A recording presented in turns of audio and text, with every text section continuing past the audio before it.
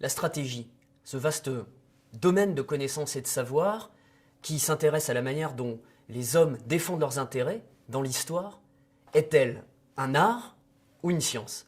C'est une question difficile. C'est une question qui nous permet d'aborder la place des stratèges dans l'histoire. Parce que la stratégie, elle s'incarne dans l'histoire au travers de deux types d'acteurs. D'une part, les stratèges. Les stratèges, ce sont les grands capitaines. Ils conduisent les armées, ils manient de grandes masses d'hommes et de matériel. Leur but, c'est vaincre. Vaincre l'adversaire, vaincre l'ennemi. D'autre part, nous avons comme acteurs qui incarnent la stratégie, eh bien les stratégistes. Eux, ce sont les théoriciens de la stratégie, c'est-à-dire de l'équilibre entre les fins politiques et les moyens militaires, au service des intérêts d'une nation. Leur objectif, à ces stratégistes, c'est comprendre la guerre et ses ressorts. La stratégie, elle peut donc être envisagée tout à la fois comme un art, en tant que pratique du stratège, et une science en tant que savoir du stratégiste. Si on cherche dans l'histoire un exemple emblématique de stratège, eh bien on citera peut-être Napoléon. Et du côté des stratégistes, Clausewitz domine et s'impose. Que le deuxième se soit d'ailleurs surtout consacré à résoudre le mystère de l'art et du génie du premier n'est sans doute pas un hasard. Les sommets dialoguent, les sommets se répondent.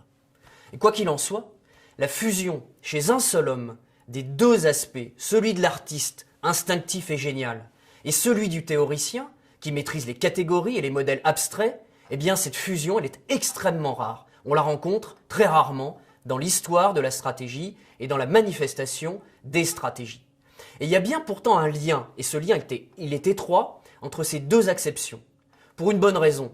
Et cette raison, on la trouve dans une citation du maréchal Foch, qui lui-même était à la fois stratège, il a conduit l'ensemble des armées alliées pendant la Première Guerre mondiale, et stratégiste. Il a longtemps enseigné à l'École supérieure de guerre française, où ces principes sont encore enseignés aujourd'hui. Foch dit la chose suivante, à la guerre, plus qu'en d'autres matières, il faut savoir beaucoup pour pouvoir un peu. Art et science, connaissance et puissance. Hervé Couto-Bégari, qui a très longtemps dirigé le cours de stratégie à l'école de guerre, éclaire sous un autre jour d'ailleurs ce lien indissoluble, en soulignant, si vous voulez, la nécessité de l'étude de la stratégie en tant que science pour une bonne pratique de la stratégie en tant qu'art. Donc la pertinence de cette synthèse entre l'art et la science se vérifie lorsqu'on voyage, et c'est bien le mot voyage qui convient, dans les œuvres stratégiques de Sun Tzu et des Chinois au 5e siècle avant notre ère, jusqu'à Clausewitz, en passant par Lidl-Art, en passant par Turenne, en passant par un certain nombre de stratégistes et de stratèges qui ont marqué l'histoire.